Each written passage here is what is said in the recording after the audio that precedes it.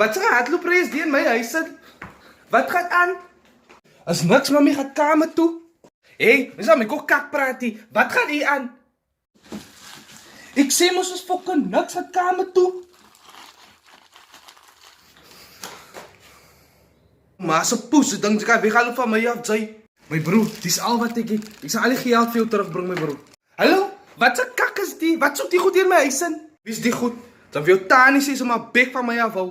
Nee, jy praat nie soos aan my tannie. Sy moet kry wat sy wil gesoek het. Hou my broer. Zo, het is maat, my broer. Kry of jy op die pad, jy.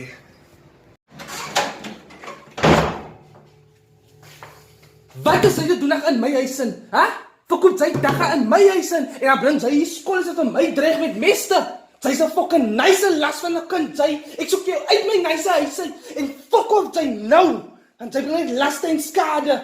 Here, aan my kamer ek staan en verwonder, waar dwaal my kind laat dan gaan die ronde, maar sy se doen aan my skolies. Ek weet mami, maar ek gaan die business los. Ek gaan dit vir jou doen, ek beloof mami. Regtig waar. As net wanneer jou pa weg is, hak jou kop uit. Maar die fokke wat ek op die tafel sit, die, al die moeite wat ek maak om skuld te betaal sodat jy 'n dak op jou kop kan kry.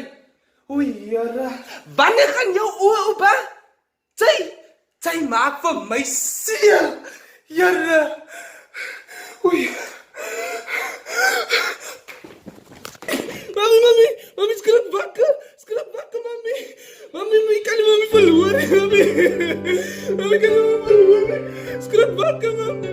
Ek is jammer, mami. Ek gaan nou kom, mami. Ons verwag die wêreld op 'n skingbord, maar vergeet die moeite en stres waardeur ons ouers gaan. Met 'n oogblink kan ons verwel. God kom pluk sy blom voordat ons die woord dankie sê. Soos die woord sê, eer jou moeder en jou vader, sodat jou dae verleng sal word.